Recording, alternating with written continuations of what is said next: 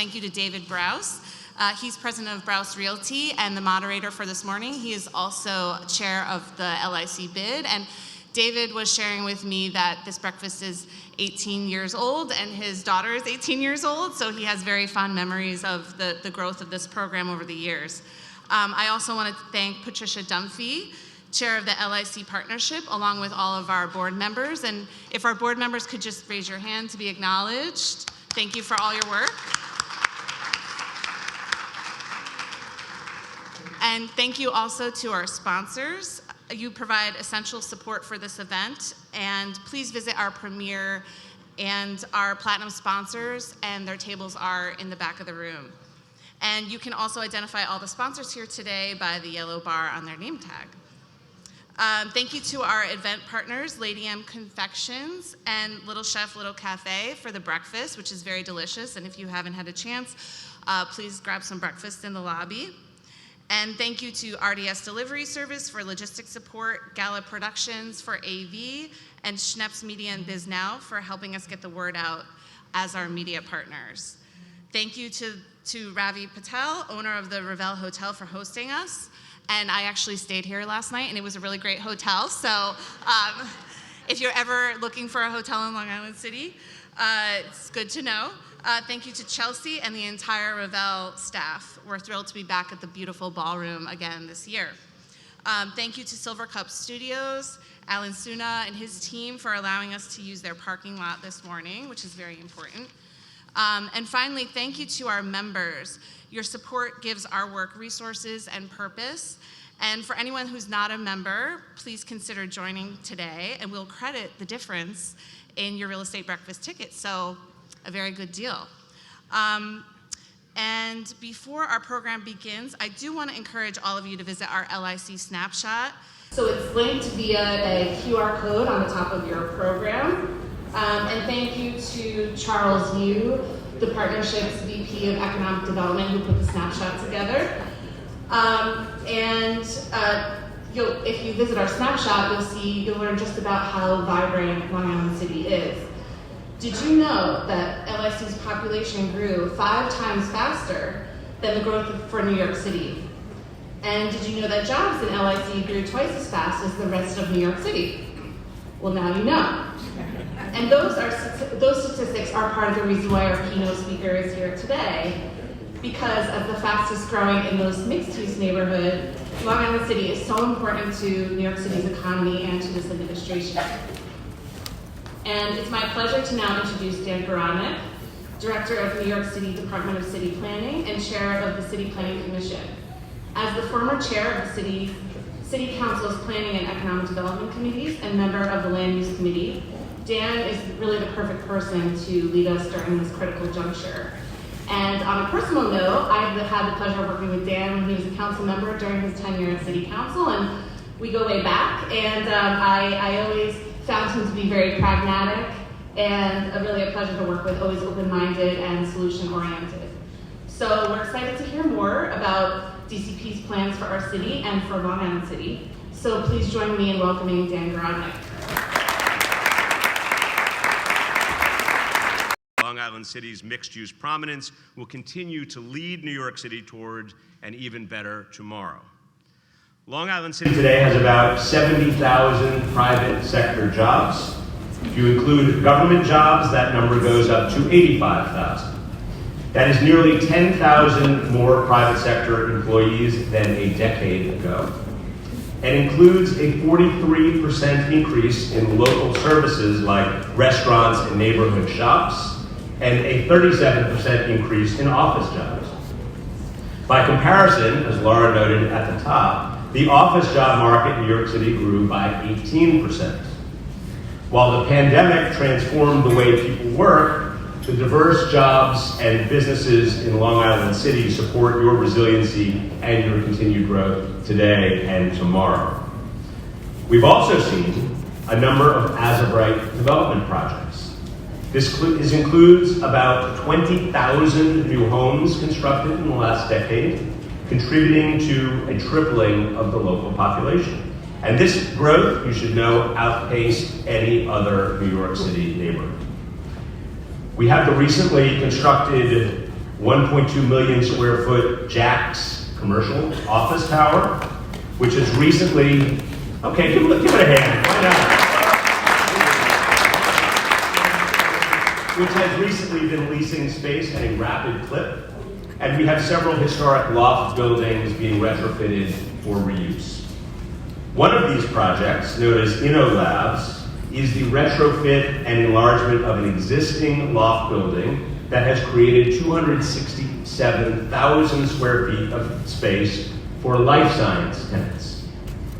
We were excited to see OpenTrons, a company that makes robots for life science businesses and research purposes, move into the Court Square InnoLabs building. A great sign for Long Island City's office market is 2310 Queens Plaza South, which is a proposed 26-story office tower that we have already approved at the City Planning Commission.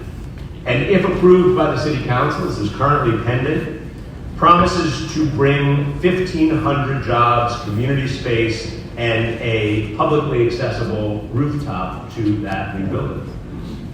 The project underlines, I believe, the fact that even in the face of a global pandemic, people are betting on great office space near transit, close to where people live, not to mention, of course, one of the city's best food destinations.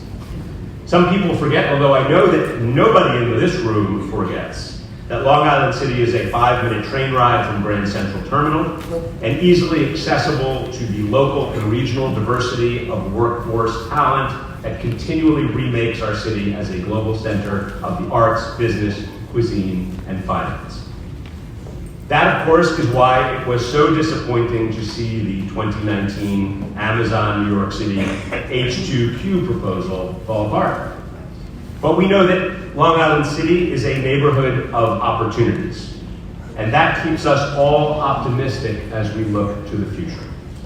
There is no question in my mind that we will see more economic development and housing growth on the horizon here. After all, there are few areas with more geographic centrality, with better proximity to transit, and access to the magnificent East River waterfront. All ingredients for success are right here. I do want to give a shout out and say thank you to Alexis Wheeler, who is the head of the Department of City Planning's Queens office, and Teal Dailies, who is the Queens Office of Planning. Give a wave, they know who you are there. With them, Long Island City is in really good hands, and if you don't know them already, please introduce yourselves. At the Department of City Planning, we are determined to support and enable growth and change in Long Island City, and cognizant of the fact that there are many planning processes and studies that have already transpired here, we are thinking about the way to do just that. Along these lines, I wanted to share a very brief overview of some citywide initiatives that the mayor is proposing and that we are preparing to introduce into our public review process over the next several months. This work, which was first introduced by the mayor less than a year ago, is intended to speed our economic recovery while setting us up for a more resilient and prosperous future. Named the City of Yes by the mayor himself, these sweeping citywide zoning resolution updates seek to bring our land use rules into the modern era.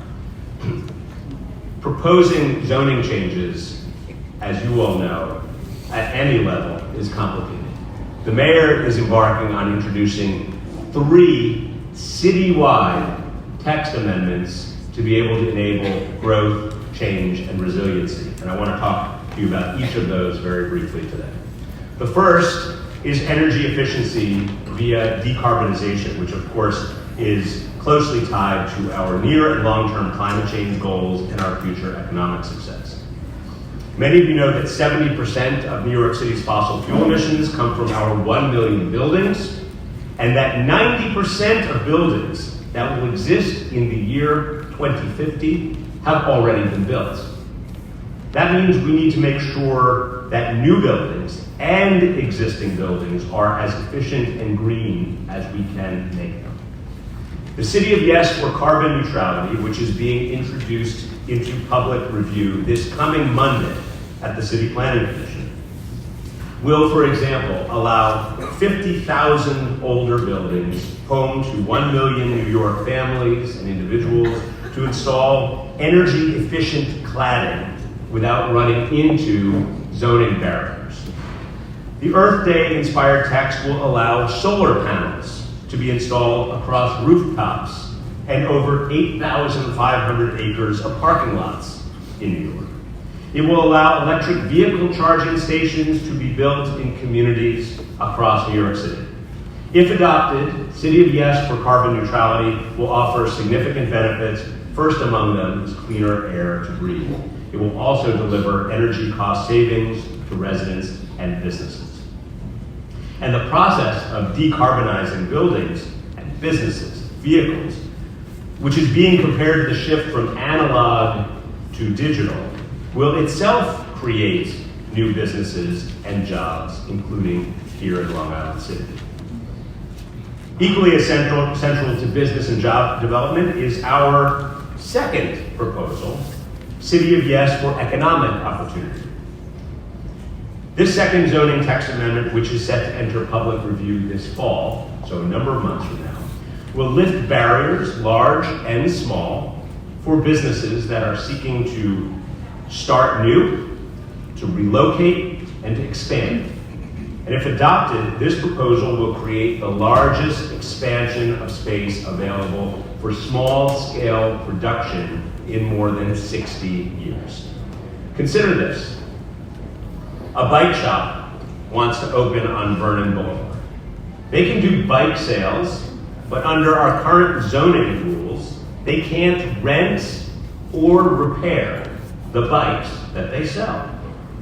This may sound silly, because it is, and it is the kind of arbitrary and outdated restriction that we find in our zoning rules and that we want to eliminate through this text amendment. Another example is a local bar that might want to start brewing its own beer. And if they look to do that today, the proposed expanded business and activities might require them to pick up and move. Another example, new light manufacturing or tech startup might want to move into one of the great loft buildings around Court Square, as InnoLabs did. But they're bumping up against outdated loading requirements that make adaptive reuse of the building infeasible. We see this all over. The proposal would also create new zoning tools to build new loft-like structures that are suited to growing jobs in centers like Long Island City. The City of Yes for Economic Opportunity will do all this and more, and will help Long Island City remain a strong mixed-use district, one that can pivot and adapt in changing economic times and conditions, as many of the businesses did here during COVID. I do want to say that even though we are months before we will go into the public review for that proposal, this text amendment is already better because of your partnership, your input, the input of business leaders across the city. We look forward to working with you as we strive to build up business districts that will adapt and thrive. The third proposal, City of Yes for Housing Opportunity, is set to enter public review in 2024, early 2024. Each of these zoning text amendments, of course, is important and complex, but the one for housing opportunity is coming last because it requires the most environmental review for us to enact it. And of course, we want to make sure that we do lots of stakeholder outreach before it becomes official and before we refer it over to the City Council. This text amendment seeks to address the human cost of New York City's housing shortage. Besides the absolute tragedy of homelessness, a stunning 50% of our fellow New Yorkers are rent burdened, which means that they pay more than 30% of their income on rent, 50%. And more than that, the vacancy rate for rentals that are less than $1,500 a month is under 1%. So basically, no vacancy for units that are under $1,500 a month.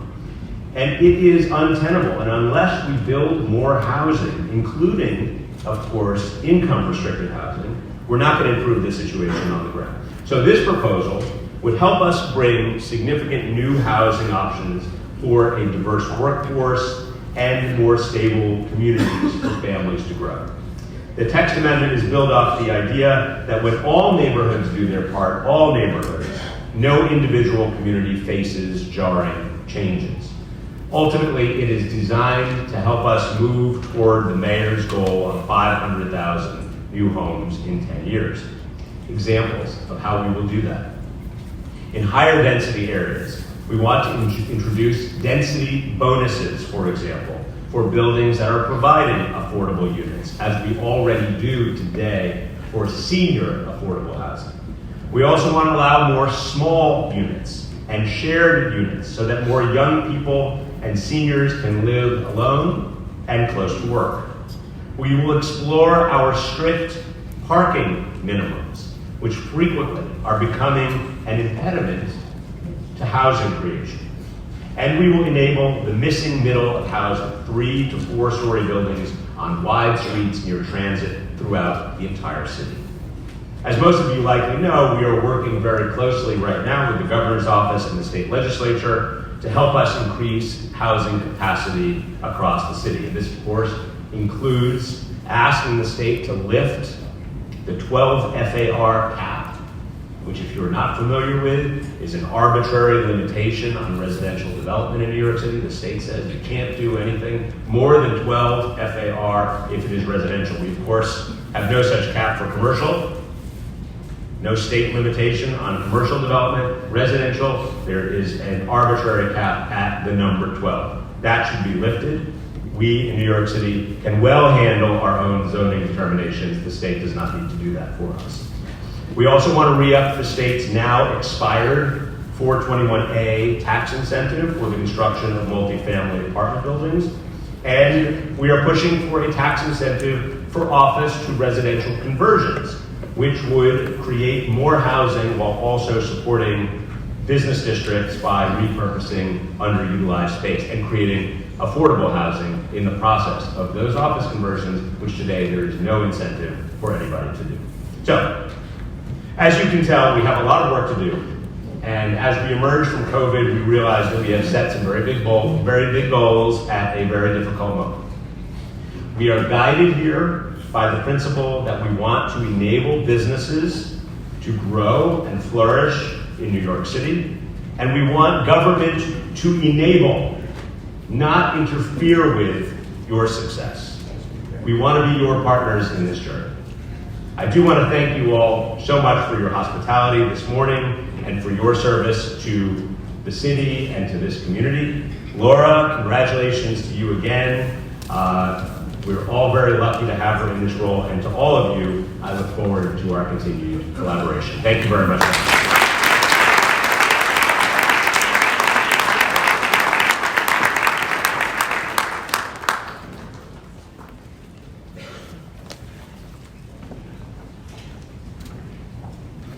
So after you're finished reading Dan's law review article about bids, you can also read my master's thesis, which is also on bids. If you're having trouble sleeping, that should probably help. Not to be competitive, but we have a slight change in the program. The borough president is not here yet, so we're going to move on to our panel. Thank you to Dan Garodnick for joining us this morning.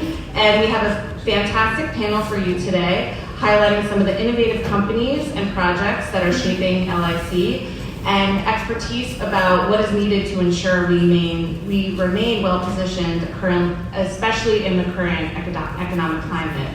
All of the panelists' bios are found on the back of your program, and we will have time for a few questions at the conclusion of the panel. So to take us from here, I will now introduce our moderator, David Browse, President of Browse Realty and Chair of the LSE bid, and welcome all of our panelists to the stage.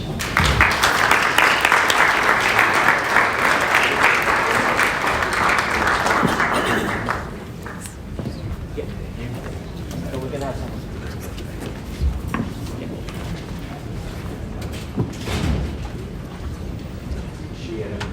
What? Excellent. Can you hear me? Hello? Hello? Yeah. You all hear me? Perfect. Excellent. Hello, everybody. Welcome to the 18th annual Real Estate Breakfast in Long Island City. We have a beautiful spring, sunny day. The cherry blossoms are blooming on the East River waterfront. Long Island City's got a beautiful park. And we have a really wonderful crowd here. I appreciate everybody coming to the Ravel Hotel this morning. We have a great panel, a real great cross-section of everything that's going on that's good in Long Island City. Office to restaurant to life sciences to office and now new owner and user of space. And I guess I represent office and residential as well. It's great to be here. Is the size of the crowd today indicative that no one is doing any office leasing and that's why you're all having a nice breakfast?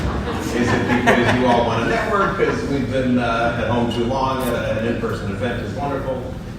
Or is it because you will learn a lot and will have an opportunity to invest in one of the most exciting neighborhoods in New York City? And as Dan Garodnick said, and as Laura said, this is an incredibly dynamic neighborhood. If you look at the neighborhood snapshot, which I had an advanced copy, you have to look at that QR code and look at how many units in the building. It's interesting that, I'm sure it's coincidental, but Laura's chart actually dates back to 2006. 33,000 units, 4,800 hotel rooms since this breakfast started 18 years ago, and you heard my daughter was born. It's really transformative what's happened to this neighborhood. It's so exciting. We own multiple buildings here. We plan to buy more buildings and reinvest in these buildings here, and I encourage all of you to absolutely follow. We are going to allow the panelists to introduce themselves and to talk a little bit about what their involvement has been, and get into a whole bunch of very hard-hitting questions. We're going to start alphabetically with my really good friend, Mitch Arkin, who represents us at the JetBlue building and has been a really good friend for probably 30 plus years. Wait, you're not that old. Each of us, I was a kid then, yes. Each of us will introduce ourselves and talk a little bit about their connection with Long Island City. Start with Mitch. Thank you, David. Thank you and Laura for having me up here. I appreciate it, and really excited to talk about how great the office market is. I'm going to invoke Eddie Gordon and just tell everybody that things are perfect. Just to introduce myself, I've been in the business since 1981. First came out here in 1989 with Rock Rose when they were looking at the warehouse across the street from One Court. And Patricia and I were together and we were shaking our heads going, what are they thinking? And now look today what we have out here. Over the years, Jamestown originally tapped me when they bought Fauci to help them do the leasing out there and asked me if my opinion of whether we could attract Manhattan companies to come out here. And after researching and assessing the area, it had all of the elements that I felt office users would be interested in, and we proved right. And what we did was we started with rents that were $15 to $18 a foot and rose them to 25 to 29, 30, and like to think that sort of sparked the whole movement towards adaptive reuse of a lot of the former warehouse buildings on the other side of the yards. And then Bruce Mosler tapped me to help him with MetLife at 2701 Queens Plaza North. We got Estee Lauder to come, and one of the theories of companies coming to Long Island City is they have their main headquarters in the General Motors building. They're under 10 minutes by subway, and they ended up taking 260,000 square feet in David's building. That allowed David and I, who knew each other pretty well, to get to know each other very well, negotiating that lease for on behalf of David because they not only wanted a sublease from MetLife, but they wanted an extension from David. So David had to start thinking about his building, even though it was 5 years in advance of him getting it back from MetLife, putting that lease on it. And now that lease is coming up, and last year we were quite successful in keeping JetBlue in the building, which was great for Long Island City, great for the building, and that building is now going through a renaissance that is going to make it comparable to any Class A Manhattan building, and certainly all of the Long Island City buildings with the an upgraded conference center, etc. So I don't want to go into a whole commercial on that, David, even though I'd like to tell everybody about the building. But that's my history out in Long Island City, and I thank you again for having me. Thank you, man.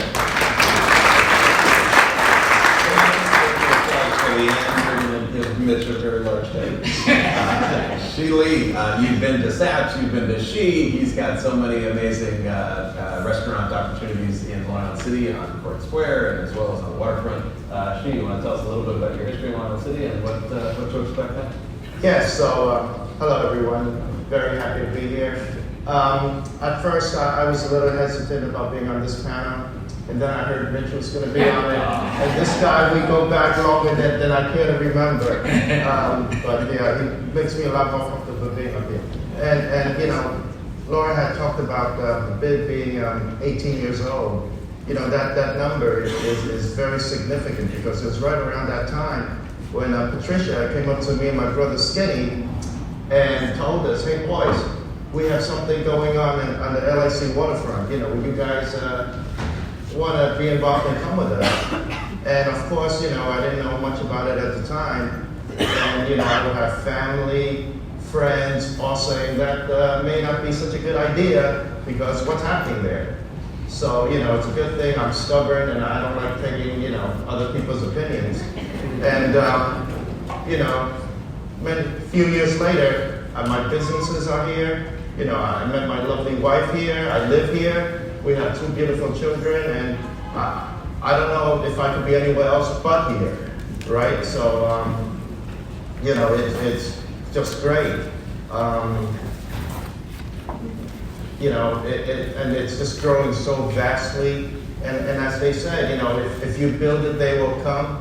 You know, I don't think we're building it fast enough. You know, there's just so many residentials and commercials, as Mitch said, is all going on. JetBlue is here. Now the retail needs to catch up. So we, you know, Rock Rose is doing their best. I'm doing my best to try to facilitate, you know, what else is needed here. Besides my 2 restaurants, I'm opening a cocktail bar next week, right on Center Boulevard.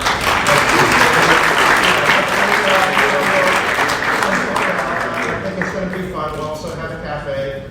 And, you know, there's so many other things that can be offered and need to keep the people here. And, you know, as the pandemic had happened, you know, we were all very worried in the beginning, but, you know, it warms me that the neighborhood really sticks together and that, you know, of course they couldn't go to work, so they worked from home, which was good for me, thankfully.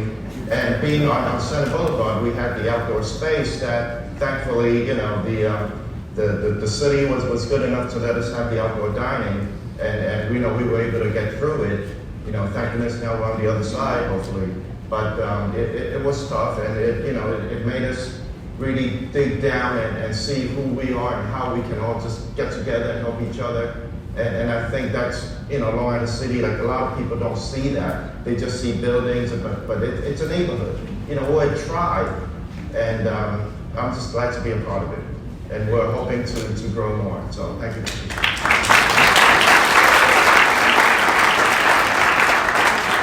I love that the best applause of the day are for you opening up a cocktail bar. Very indicative of where we are in the market. Yasmin has been behind some of the amazing things that Dan Garodnick was just talking about in terms of all the life sciences initiatives, InnoLab, Silvertron. Yasmin, welcome to the panel. Sure, thank you. It's great to be here. I've been coming to the breakfast for however many years, so it's sort of fun to be up here. My background is in economic development and real estate and planning. I was at the EDC. I was talking to Dan earlier under Bloomberg when he brought this idea of a life science biotech sector. Because like if Boston, having come down from Boston, he said if Boston can do it with just a couple schools, we've got so many more, so let's build something here. And so the biggest hurdle at the time was the real estate, was the lack of commercial lab space for companies. So my task at EDC was to get some built, and so I worked with city planning, with so many of the other agencies, H&H, to get what is now the Alexandria Center on the east side built.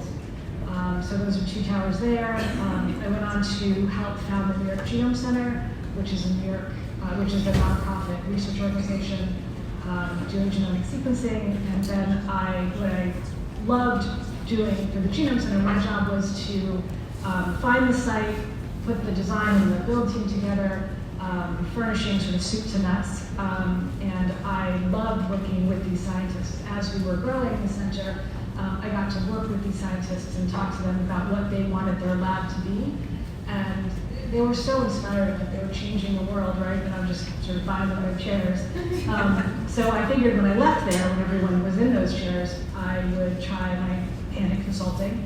So I've been doing that for about 8 years, private consulting for biotech companies that are coming out of the incubator to help them with their real estate and with some tax incentives as well, because we've got some really great tax credits and grants, other programs at the city and state level. And what my connection to Long Island City, as part of my consulting practice, I was hired by Liz Leskin, who is here, to do a study on Long Island City and life sciences. Would it work here? Is there a market? What do we need to do? What do we have?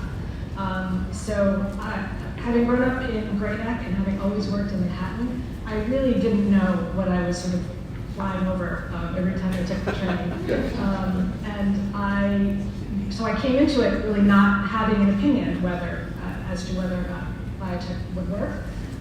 We found it would work in space. It was just, it had talk about character of buildings. We talked about, my friend Bill Harvey is a broker for InnoLabs, and he always talks about buildings that are short, fat, and with character, right? So, meaning they don't need to be high rises, but they need to be sturdy. They need to be in a manufacturing zone, and they need to be sort of interesting, right? Because that's what it inspires the workers. So, we've got plenty of those here. And so we did the study, and we just learned that there's definitely a market. Long Island City is so close to Manhattan, but also to the airports. It's got a lot of what Cambridge, especially Kettle Square, Davis Square, had maybe 20 years ago, right? So there's only sort of more to grow here, which is great. And 5 minutes after our report came out, I think that was 2018, InnoLabs announced their project, and there are a number of different projects that followed. So it's a great place for biotech, and I'm glad it's happening. Oh, and I also wanted to say that my master's thesis, if anyone wants to read it, was riveting.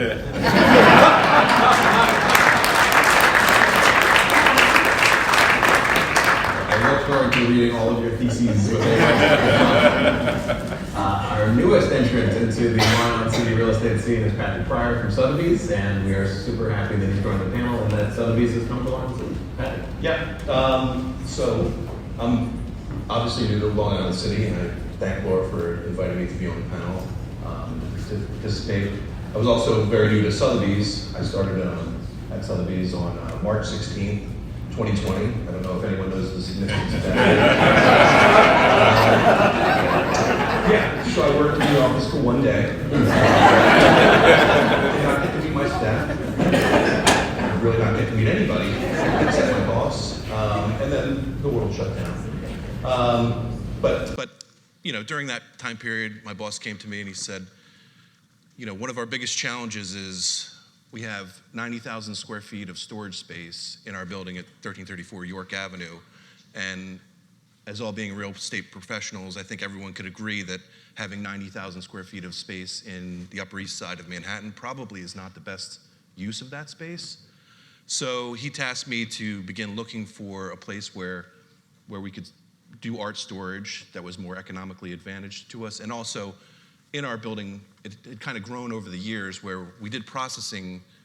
We did this kind of the same processing on 4 or 5 different floors. So it was very inefficient in terms of how we managed the flow of our artwork. So obviously we began with a very broad search where we were looking in New Jersey and the Bronx and all sorts of different areas. But every time we looked at a building in Long Island City, the one thing I realized was how convenient it was to our office. We weren't spending 40 minutes or 45 minutes getting to Jersey or the Bronx or one of these other areas. So we started to really narrow it down to, like, I think this is where it makes most sense for us to find it. And there were a lot of warehouse buildings and stuff that we were looking for, but we really couldn't find. It was a little bit of a Goldilocks type situation where this one was too big, this one was too small, or the other thing we wanted a combination of warehousing space, but we also wanted to move some of our back office functions as well. And that was a bit of a challenge to find. So in late 2021, an opportunity came that our broker came to us and said, well, we have a place that might work as a rental. So it's okay, great. We came and looked at the building and we said, wow, this is everything we need. This is great, the building's great, but our senior leadership said, really prefers to own their properties. So we went to ownership and said, would you be willing to sell? They were in a position that they were interested in selling as well. So we very quickly, almost too quickly, purchased the building in early 2022 and are in the process of redeveloping that building for a combination of warehouse space and office space. So we're very excited. I also wanted to thank, I didn't see him earlier, but Charles Boyce was the one that introduced me to the Long Island City Partnership. I'm not sure if you're here, but I also want to thank him for introducing me as well to this organization, because I'm very excited to be a part of it. We're very excited to, and one thing I'll say for Mitch was the leasing agent, and there were marketing materials in the building that, where they tell you how long it's going to take to get from Grand Central and different parts of the city. And we all know that those are all based off of somebody running as fast as they can in the 7.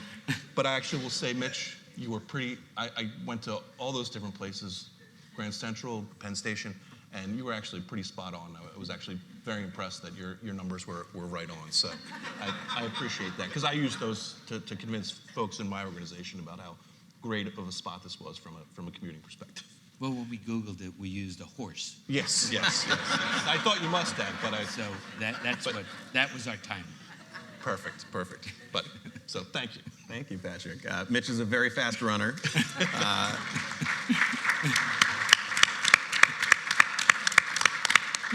Mitch is also involved in, as you just pointed out, in almost every commercial deal of the current state of Long Island City for the last 30 or 40 years. Mitch, can you give us an overview of the current state of the commercial market? One of the anomalies in, certainly New York City, if not the rest of the country right now in a post-COVID environment, is the residential. Patricia, right, everybody can back me up, Jeremy. The residential is totally occupied. Everybody came back to the city. Everybody's living here. Everybody's paying crazy rents and living in very small apartments. And yet they don't want to get out of these small apartments, go to the office. And so the office vacancy rates are very high. And we own both, and a lot of people here own both. How do we move more people to the office and get out of their apartments and investigate all these great parts of the city with great commercial space? So a lot on your plate, but can you talk a little bit about the commercial market in Long Island City and how do we get out of this mess? Well, thank you. Thank you. Is that called a hot potato? A hot potato. So, look, the back to work phenomenon that we're experiencing is, by and large, an office phenomenon, and it's no one knows the answers yet. We're all. I don't think it has settled. I think after 3 years, there's a lot more knowledge of how we think it's going to shake out. And people are slowly coming back to work. There's a certain segment of the working populations that's just never coming back to work. They're not people facing, they can work from home, they want to work from home, and they don't need to be in the office. There was an article in the Journal last week that was saying how service companies where there's an apprentice need, those people will come back to work. But to bring it back to LIC, let me just give a little market overview of some of the stats. So LIC has grown to about a 13 million square foot office market. And that includes just pure office space, but also what we call flex or hybrid space that might have a warehouse component to it, might have a light manufacturing or assembly component to it, and like the art storage. So that's 13 million feet. The good news is in the way we break it down by submarket is I'm trying to drill down, but we look at submarkets. The factory district, which is what we call all of the mostly adaptive reuse on the east side of the Sunnyside Yards. That's the factory district. Court Square, which goes from Queens Plaza North all the way down to Jackson and 21st Street. And then north on Northern Boulevard, north of 41st Avenue, am I right, behind us? Yep. 41st Avenue is Queens Plaza North. So in Queens Plaza North and in the factory district, we're actually seeing a reduction in vacancy because there's been activity in those two submarkets. The big problem is where the Class A office space is, which is the central business district of Court Square and Queens Plaza North. So really from David's building down to One Court, Inner Labs, that area is got a 43% loss factor and a vacancy rate.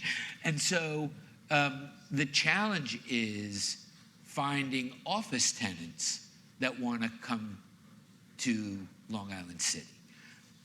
Because of the back to work phenomenon, we're having difficulty in Manhattan with companies taking space. Manhattan has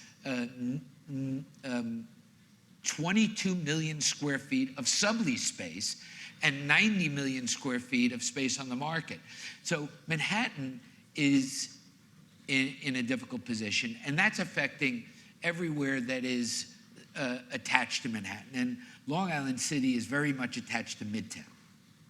So there's a huge inventory available in Long Island City in general. Of the 13 million feet, there's about 3 million square feet that's on the market available. And about 1 million square feet of that is in the central core business district. So with the lack of demand, we're seeing rents are going to start to drop in this core area. With Macy's subleasing over 600,000 square feet, the spaces were priced in the core business district in anywhere from mid-60s to mid-50s. Those prices are going to come down to maybe the 30s.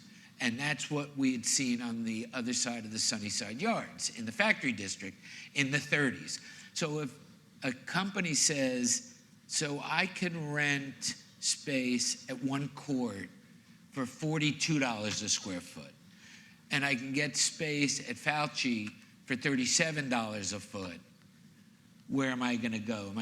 Is that $5 difference going to be meaningful? So Fauci and those buildings are going to have to reduce their rents, and so is the core business district. And we're going to start to see that. That has already begun to happen, but we will start seeing that happen. So that's a general overview of the office. After that optimistic overview, I think we need a cocktail. Well, David, you told me please be realistic. Realistic but optimistic is my theme. Everything is great. Everything's great. Everything's rosy. So after that, we're going to talk about cocktails. So she We'll need it now. Let's go to your place. She mentioned a little bit about outdoor dining. The city council is still debating a bill as to how to progress with outdoor dining. Should it be permanent? Should it be any type of structure a restaurant wants to put up? Should it be summers versus winters? There's a lot of transition happening, and you have a lot of restaurants that are trying to figure out how much of an investment to make. And some of these are just beautiful. You would want to sleep there. I mean, like a hotel room. And they have. And yeah, that is a very good point. Brings up another problem. Can you talk a little bit about a restaurant looking at a post-pandemic world out there? How do you deal with the uncertainty of outdoor dining? How do you deal with trying to create not lots of new opportunities? You talked about cocktails. I think there might be a karaoke bar that you might be thinking about. How does, you're super creative, and you know this neighborhood better than anyone. You live here, you work here, you love it. How does a restaurateur prepare to invest in this post-COVID world? Well, you know, we say post-COVID, when it was happening, obviously everyone was scrambling to just, you know, make ends meet and just survive.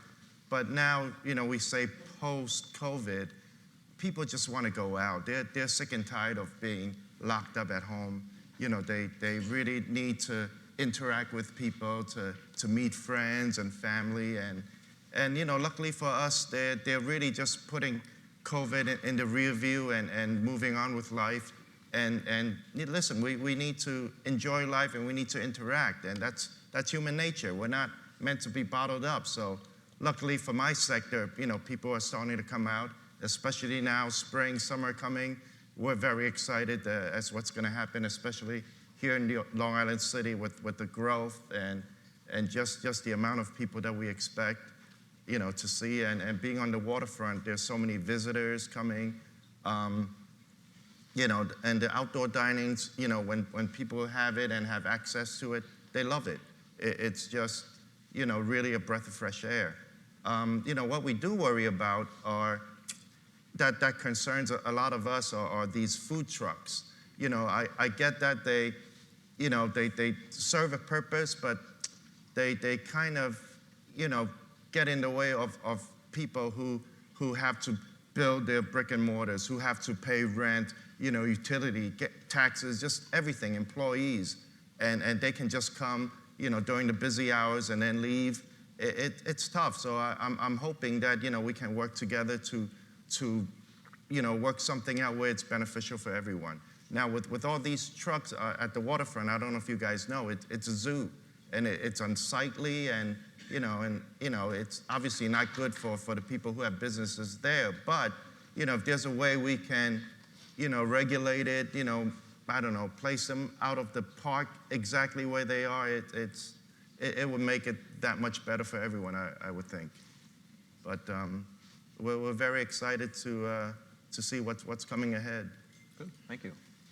Yasmin, we pivot to life sciences for a second. So in our pre-call, we talked a little bit about two big topics in life sciences. One, how does a building owner figure out how the investment works? You have a huge investment to turn in an old industrial building like Innovo did into a state-of-the-art, incredible lab facility for the biotech community.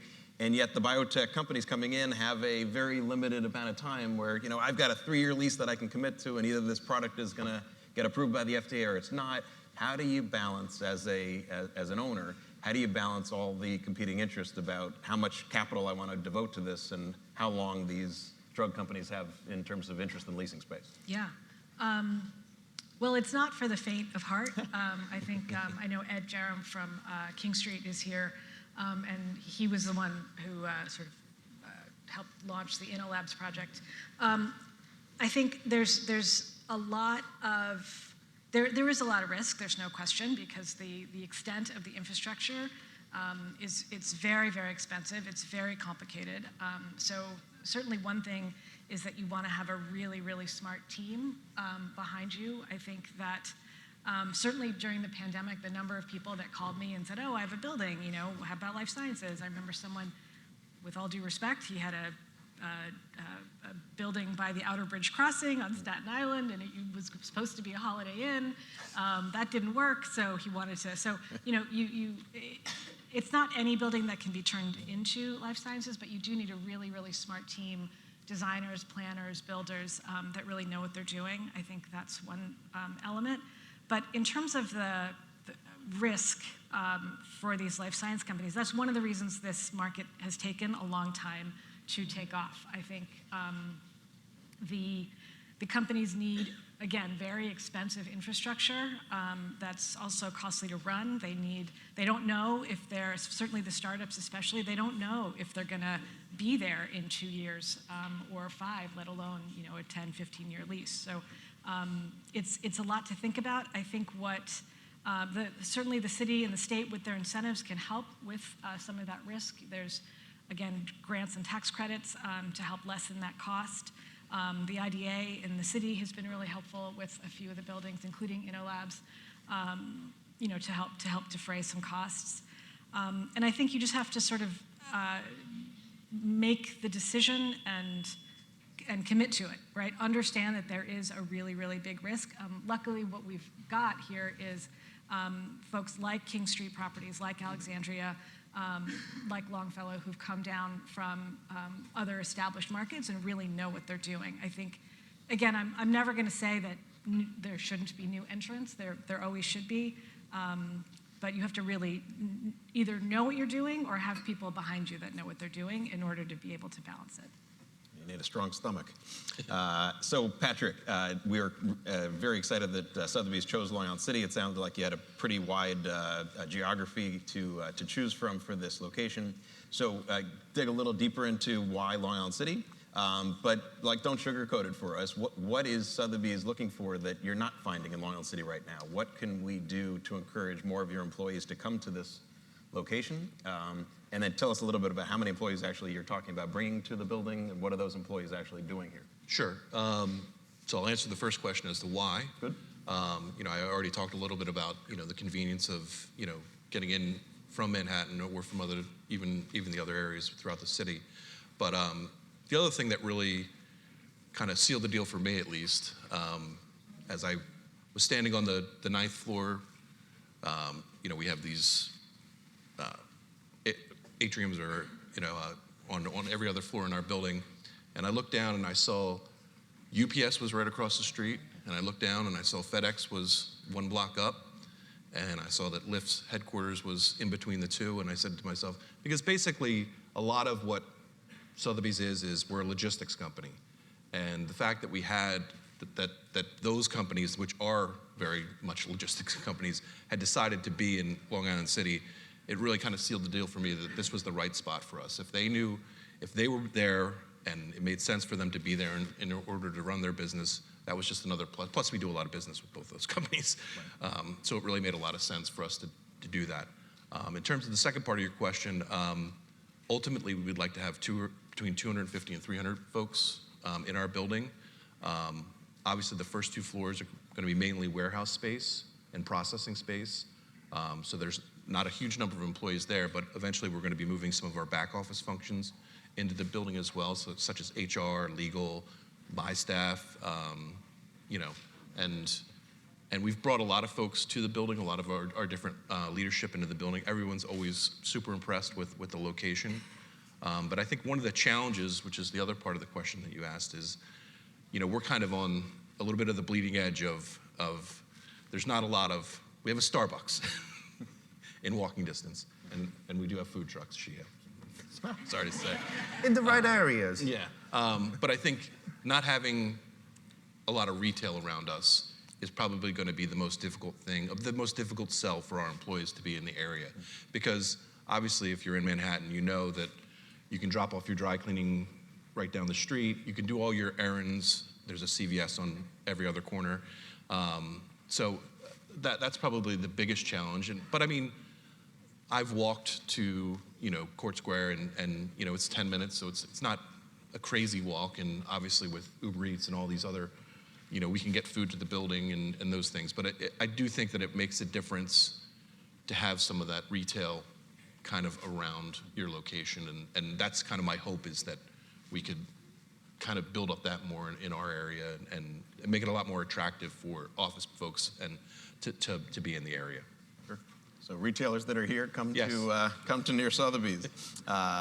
So kind of across the panel, we have the Queensborough president here, we have the head of city planning here, we have a lot of government folks that are spending a lot of time focused on how to improve Long Island City. And while we have everybody's attention, you four, how can the government help us? How can the city, state, local, Queensborough president's office, how can we reach out to them? I know Laura and the partnership have done a great job today, and thank you to Laura and Barry and the whole team. How can we coordinate a good effort to talk to the city and the state, local government to reach out and to help all of the issues that we're currently facing? I start with you, Mitch. So Claire Schulman, when she was,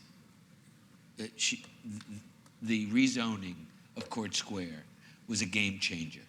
And look at what we have. Okay, it took 25 years, but it still happened. I think, and I've always thought, I think we've talked about this, if we could rezone to allow residential development on the other side of the yards, where a lot of that adaptive reuse has gone on. We talk about converting office buildings to residential, right? We converted the warehouses to office. Maybe now we have to convert them to residential, but like you look at Aris Loft, that's a great example of how beautiful apartments can be if they do it to those kind of buildings. So that would be my suggestion.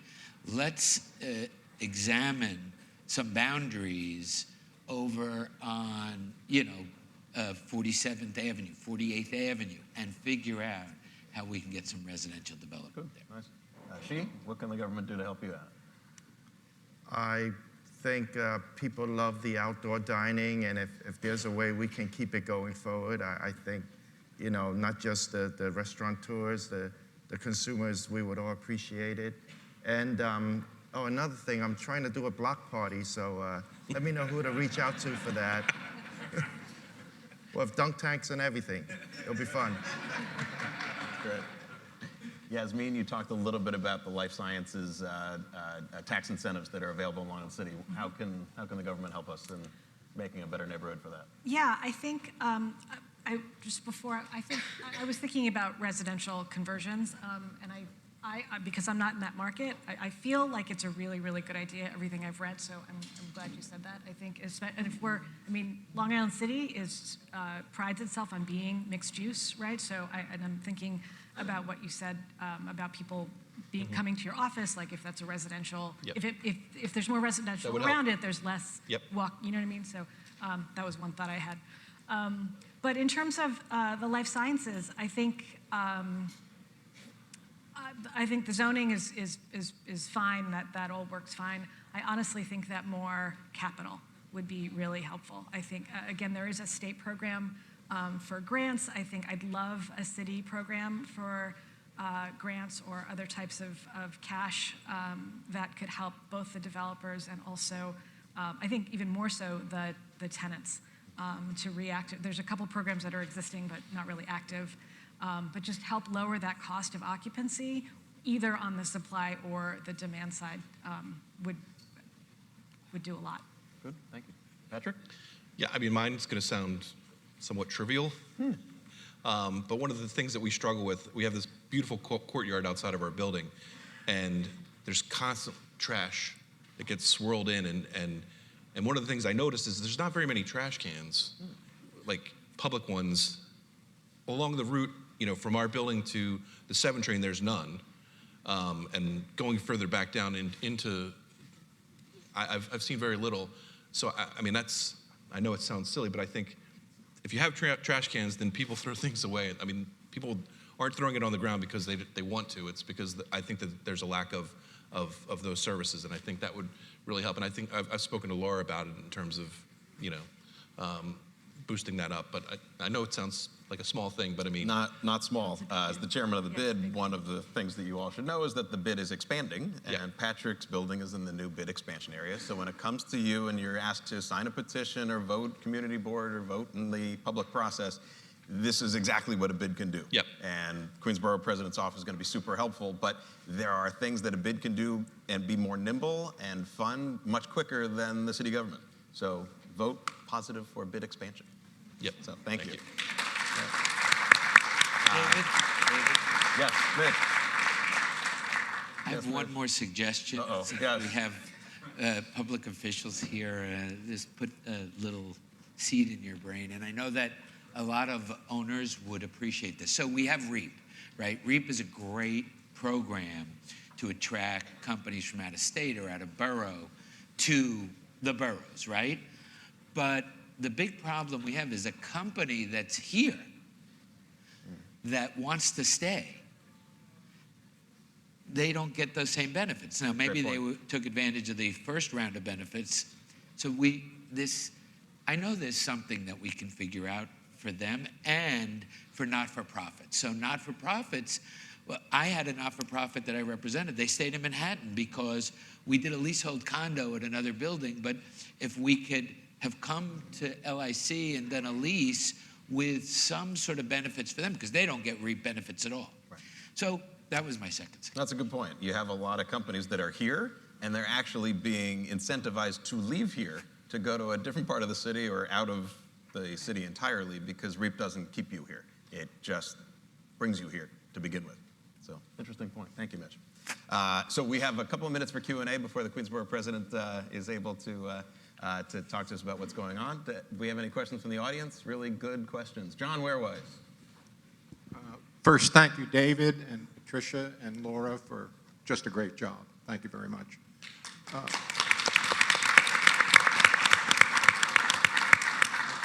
I think we all learned in Economics 101 that when demand gets ahead of supply, prices go up. When supply gets ahead of demand, prices come down.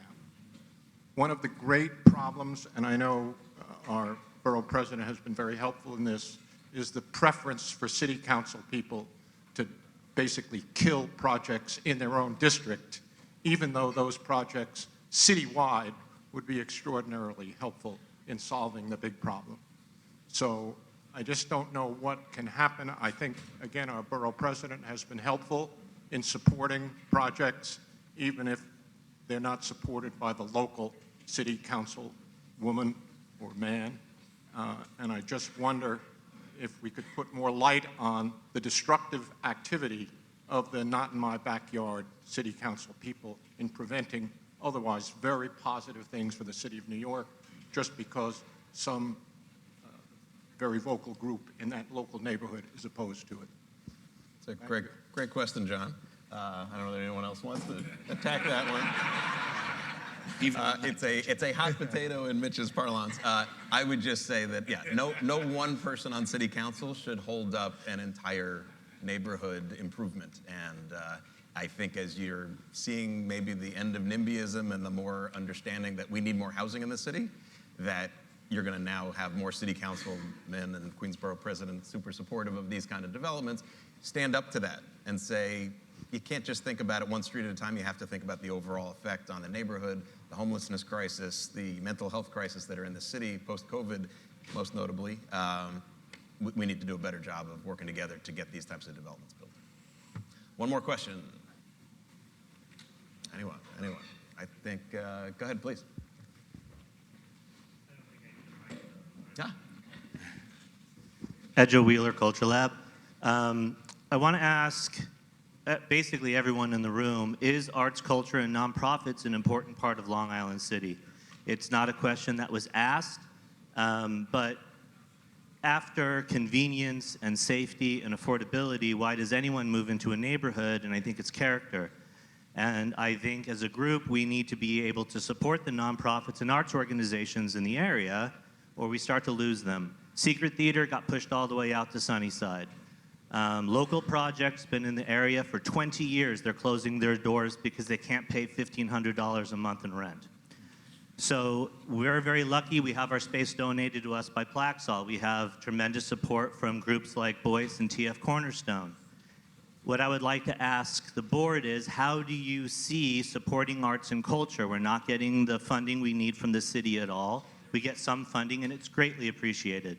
But if you want to keep Long Island City interesting, if you want to keep the arts and culture and community centers here open, what is the plan? What is the path forward? Is there any way, as a group, we can all come together to fund these organizations so they don't get pushed out of the neighborhood?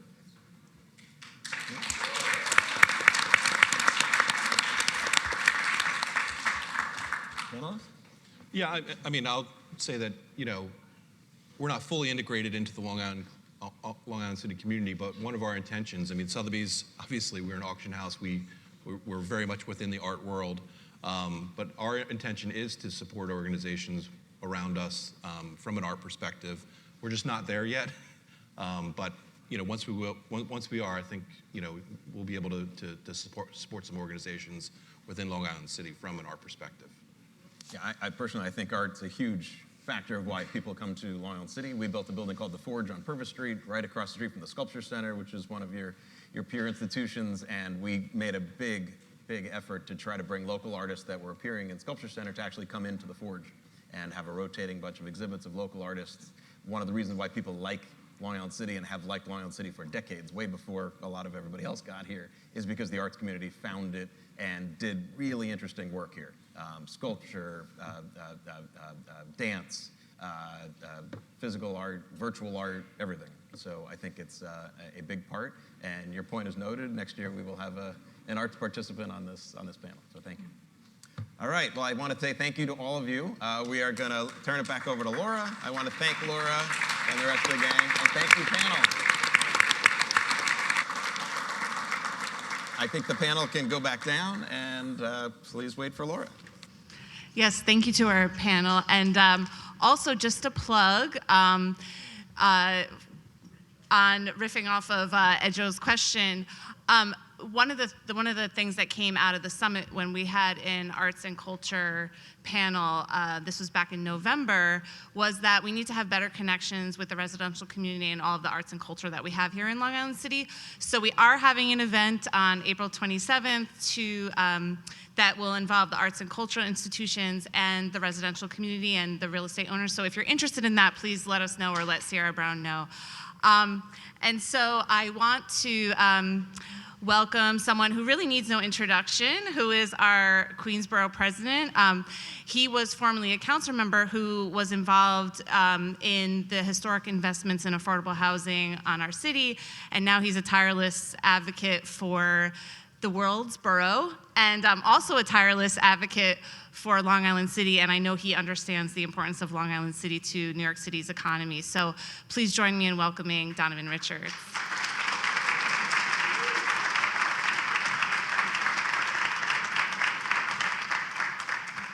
Well, good morning. I'm gonna try to be brief, be sincere, and get y'all out of here, because hearing somebody got a cocktail bar opening up, I want to be here all day. But truly an honor to be here. And let me first start by thanking Laura and the LIC partnership. Thank you for what you do, because it really is about coalition building and partnerships that really strengthen our borough. And truthfully, I know that coming in as a former council member who chaired the Zoning and Franchises Committee, the importance of ensuring that we bring the world of arts and culture and developers and private and public investment into everything that we do. And it's one of the reasons that in my sleep, I really think about zoning all the time. It's 3 in the morning, it keeps me up. And Long Island City has been a major part of the success of our borough. And I just want to speak about the trajectory of where we're headed in Queens briefly. And we sort of look at where we were. You came in baptism by fire. I was running for borough president when you came in as well. And I look at the financial outlook, the unemployment rate in Queens, which hovered around 27, 28% when I took office. We are now at 4.9%. So that speaks to industries coming in, investment happening in our borough, And I know it's one of the reasons we fought, and one of my first tasks coming in was to ensure that JetBlue remained in Long Island City, and we were successful in doing that. And now we're making a lot of progress. You think about aviation, we have about $18 billion being invested at JFK Airport, really opening up a lot of opportunities here. We just broke ground on JetBlue's Terminal 5, and then we broke ground on Terminal 1. So really putting in thousands of jobs for opportunities for Queens residents is something we're gonna continue to stay focused on. And then as you alluded to, on the development front, our borough, and I made it very clear, will not be the borough of no. We're gonna be a borough that builds. We are open for business, and we understand the myriad of challenges we have when you think about affordability, when you think about the need to make sure that we're filling many of the commercial vacancy spaces that Mitch talked about. We have a lot of work to do, and it's one of the reasons why we had to get Innovation Queens over the line, to send a very clear message, yes, we want to hear community concerns and we want to address those, but we are in a crisis. And when you're in a crisis, you can't move as if you're not in a crisis. You have to move with a sense of urgency. So we do anticipate Queens will continue to grow. And when you look at the outlook on housing last year in New York City, Queens produced more than half of the housing units in New York City. So we really are moving into a new direction and leading the city. And we think about Willard's Point. Obviously, we now are going to be breaking ground in the next phase, a new stadium coming in. I just met with the folks who are going to build that stadium just on yesterday, the soccer stadium. And then you look at the opportunities to have what I want, 2 casinos in Queens. So those possibilities, and then we think about the investments that we are making strategically in my office. I heard you allude to investing in culture and arts and healthcare and parks, and we're doing that in my office. We've secured $130 million in our first 2 years in office, and we're really making sure that Long Island City also receives a lot of that love as well. So there's a lot of work that we continue to do. We know people want to work and live here in LIC, and I think some of the panelists put out some great proposals, and one of the great things I want to say is we are aligned on pretty much everything that you spoke of today. And we are looking at another rezoning action right here. We are working very closely with EDC. So I would say just stay tuned on that. But we're going to have some exciting news on that front. And I also just want to point out, we've heard of the Brooklyn Navy Yard, right? We need to make sure that we're doing that and bringing that same energy right here to Queens, and it's something we're having conversations with EDC on. And even as we see the life sciences and tech and other industries come in, we've discussed with EDC as well as capturing what you said, the very thing you said, creating an innovation zone where we are creating those tax incentives, those tax abatements to really keep companies here, because we have met with some companies like Boyce who said, hey, we may see opportunities elsewhere, but we want to retain that talent right here in our borough, and we think an innovation zone is something that can really enable us to do that. So mixed use is really the special sauce of cities, especially in Queens. We really are reimagining, and we talk about the workforce, and sorry to tell you, no one is going back into the office 5 days a week. We want that to happen, but good luck with that. Long Island City really do want to create this live, work, and play environment, and we anticipate that Long Island City will play a major role in that, even as we have conversations around supporting lifting the FAR cap, turning commercial buildings, conversions into housing. So those are all things that we're supportive of. Of course, we want to see those conversions also mapped with mandatory inclusionary housing. And that may not be popular to say, but we want to make sure that we're capturing as much affordable housing even as we convert commercial buildings into residential units as well. So there's a lot of work that needs to be done. And what's next for LIC? Of course, we are looking at Annabelle Basin and having some really strong conversations and great conversations with EDC and city planning. And of course, we're thinking about the DOE building and what that actually can do for this community in terms of capturing manufacturing, business incubators, really thinking of those opportunities. So we need city government, the private sector, and the community to work together to create a flexible, sustainable future for each and every one of us, and we can only do that by working collectively together. So I want to thank the LIC partnership. You know, Queens is truly the future.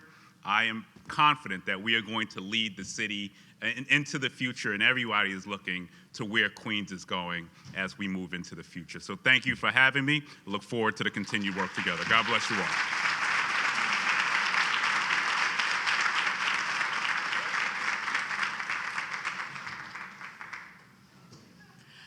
So before we wrap, I just wanted to give a shout out to the entire staff at Long Island City Partnership, especially Barry Lasky.